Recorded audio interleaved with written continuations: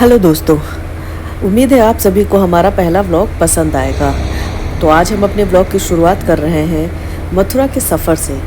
तो हमारे साथ पूरे मथुरा की जानकारी के लिए जुड़े रहिए और देखते रहिए मथुरा का सफ़र आखिर कैसा है और ये कहाँ से शुरू होता है और हम कैसे इसको शुरू करने वाले हैं।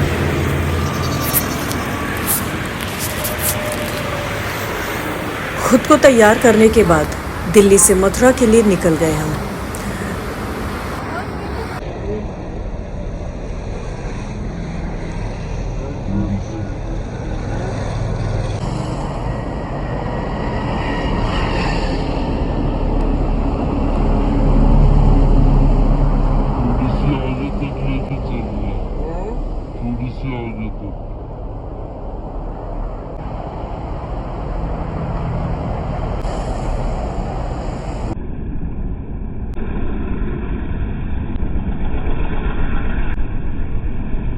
धूप बहुत थी, इसलिए हम लोग खुद को धूप से बचाते हुए अपनी स्कूटी की सवारी पर बैठ गए और जय कन्हैया लाल की कहकर अपनी यात्रा को शुरू किया।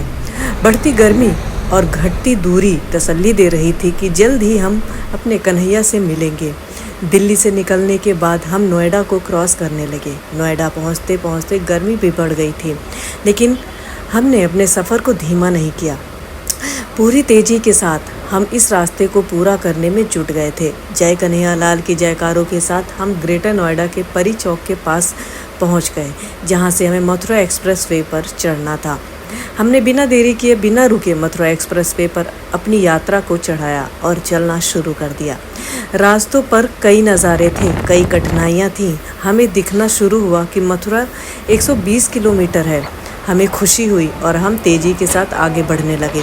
कुछ देर बाद पहला टोल प्लाजा आया, जिसको हमने तुरंत क्रॉस किया, लेकिन उसके क्रॉस करते ही भूख के मारे पेट में चूहे कूद रहे थे और हमें एक ढाबा भी दिख गया, शिवा ढाबा, जो काफ़ी फेमस है। यहाँ के पराठे, चाय और खाने के लिए लोग यहाँ पर रुकते हैं और खाना पीना खाकर यहाँ से आगे निकल जाते हैं। एक बात और, यही वो रोड है जो लखनऊ तक जाती है। उसके बाद लखनऊ के बाद इसी सड़क के ज़रिए आप कोलकाता भी पहुंच सकते हैं। कोलकाता जब हम जाएंगे तो उसके लिए अलग वीडियो बनाएंगे। फ़िलहाल हमें तो वृंदावन अपने ठाकुर जी के पास जाना है। चलते चलते हमारी धूप और गर्मी से हाल बेहाल हो रखा था। ऐसे में हमारे साथ एक घटना होते होते बची और ठाकुर जी ने हमें बचा लिया। हमारी स्कूटी लगभग 60-70 की स्पीड पर चल रही थी, लेकिन अचानक ही स्कूटी